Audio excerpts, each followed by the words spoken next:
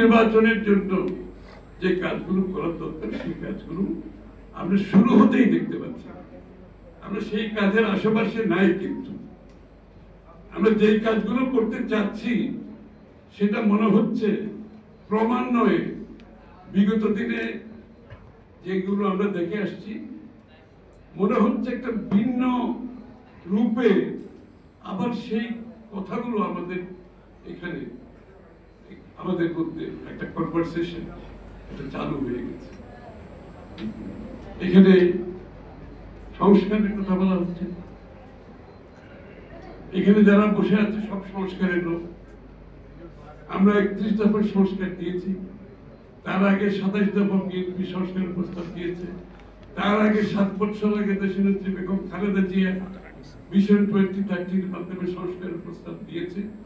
তখন এখন যারা সংস্কারের কথা বলেছে এদের কারোর চেহারা আমরা দেখি না, আর এদের অনেকে রাস্তায় ছিল। এরা এখন যারা বড় বড় কথা বলছে এর বেশিরভাগ লোককে চেহারা দেখিনি আমরা আন্দোলন সংগ্রামে।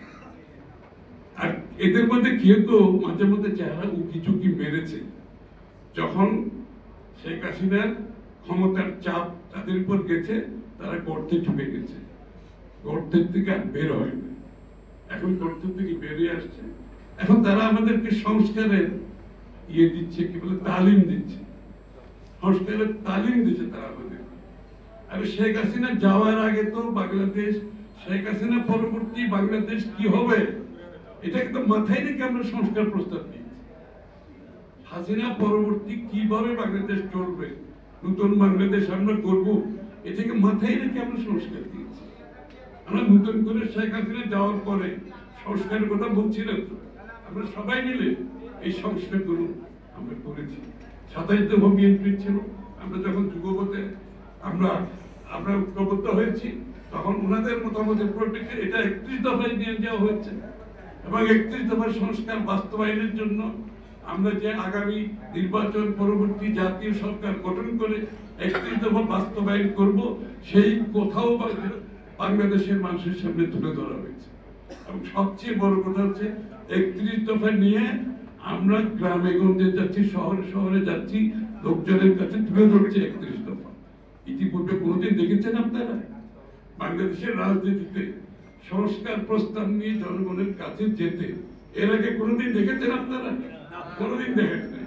এই প্রথম বাংলাদেশে সংস্কার প্রস্তাব নিয়ে জনগণের কাছে যাচ্ছে, তাদের সমর্থন চাচ্ছে।